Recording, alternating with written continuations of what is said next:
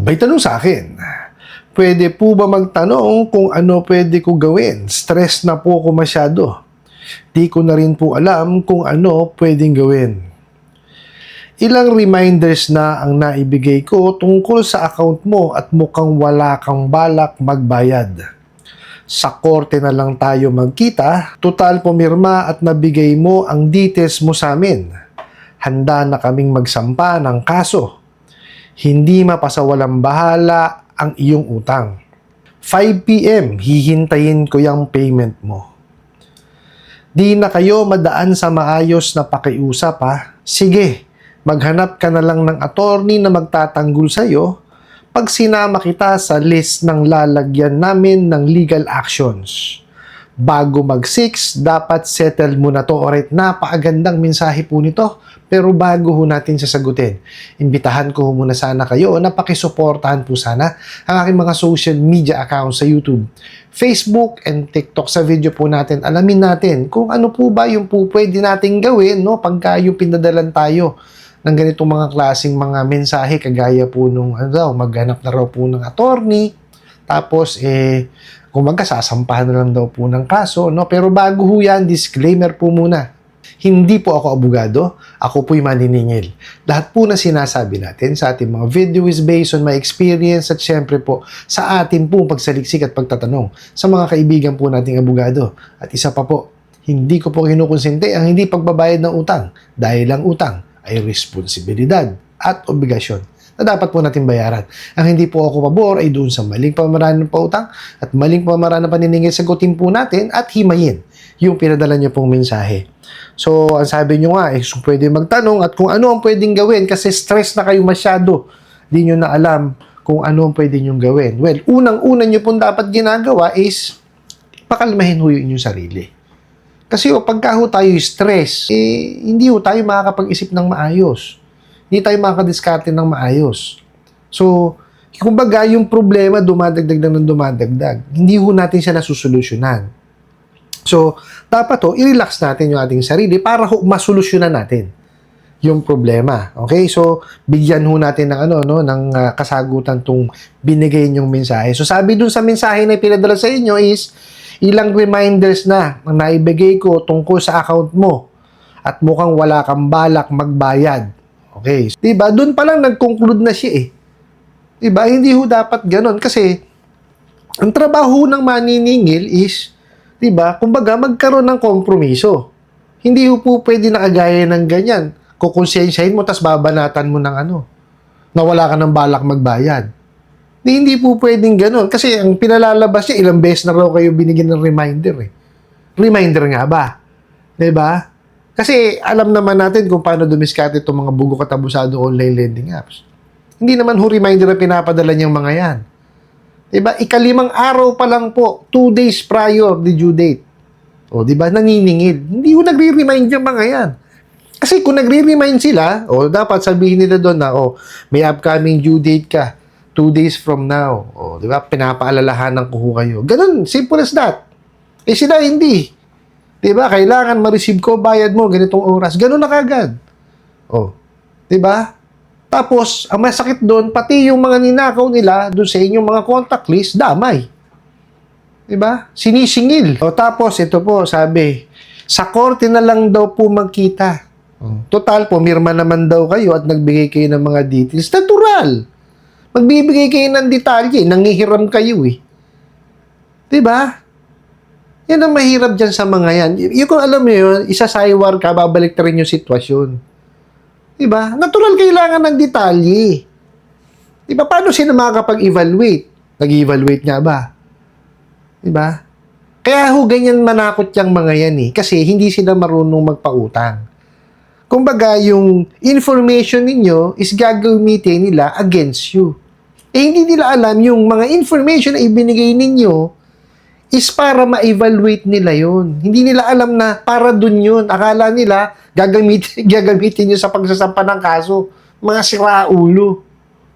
Diba? Kasi hindi naman aabot yan sa hindi nyo pagbabayad ng utang or sa pagsasampa ng kaso kung ginawa ho nila yung kanilang due diligence. Ano ho ba yun? O dapat nag-credit investigate, nag-verify, at saka nag-evaluate. Diba? Yun naman ho talaga ang totoong proseso niyan eh. Totoo at tama. Diba? Ang mahirap kasi sa kanila, pag nakuha yung pangalan at nakuha nila yung mobile number ninyo, papadala na kagad kayo ng pera. Ganun ho walang yayang mga yan. Inilulubog ho tayo sa utang. O tingnan mo, palalabasin nila. Sa korte na lang daw magkita. Kasi nga daw, pumirma naman daw kayo at saka nagbigay ng details. O di ba? Kasama yun eh. Mariusip tong mga to. Tapos ito pa.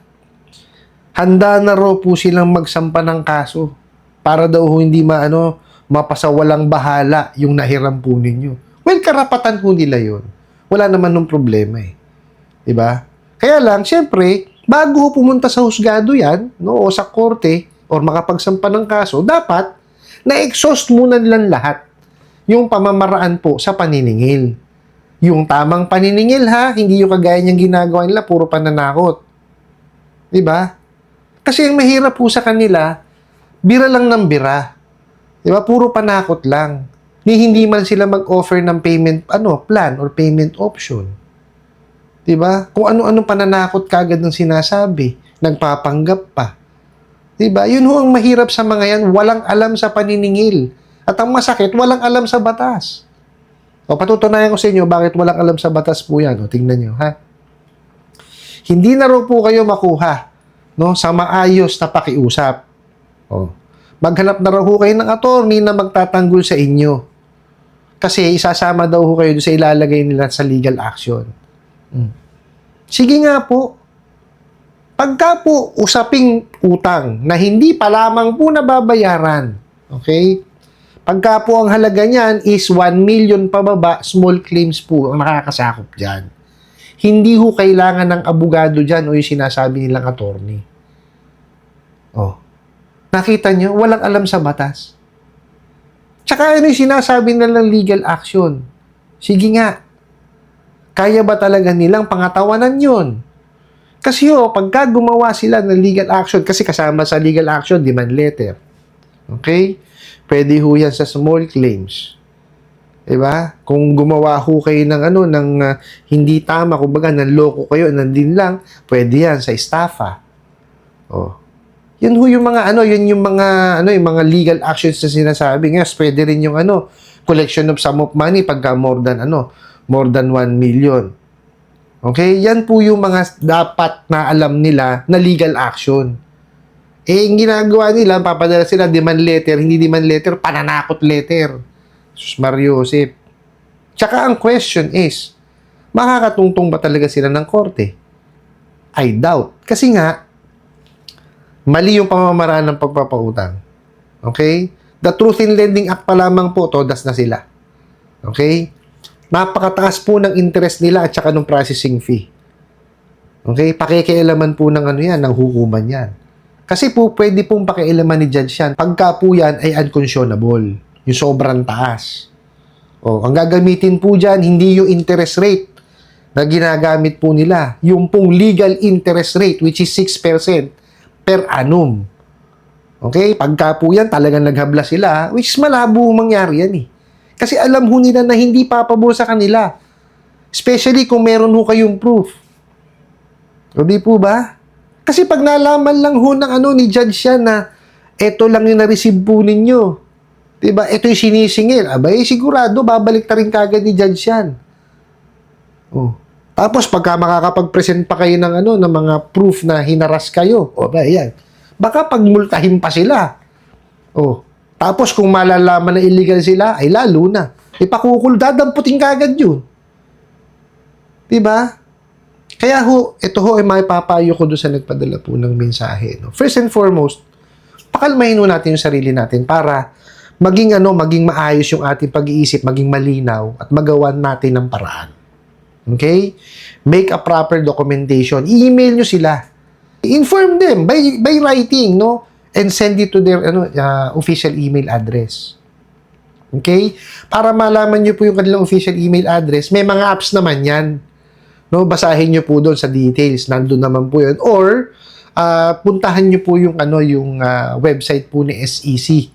Kasi meron po silang complaints mechanism. So, nandun po yung kanilang contact number. So, tawagan nyo sila and ask them yung kanilang email address. Okay? Now, pagka na-email nyo na po sila, okay? Make it a point na kung ano man po inilagay nyo dun sa email po ninyo, tutuparin po ninyo. No? Kaya nga ho ako, kagaya nung sinabi ko po or binanggit ko dun sa nakaraan nating video na huwag kayong maglalagay ng exact amount or exact date. Okay?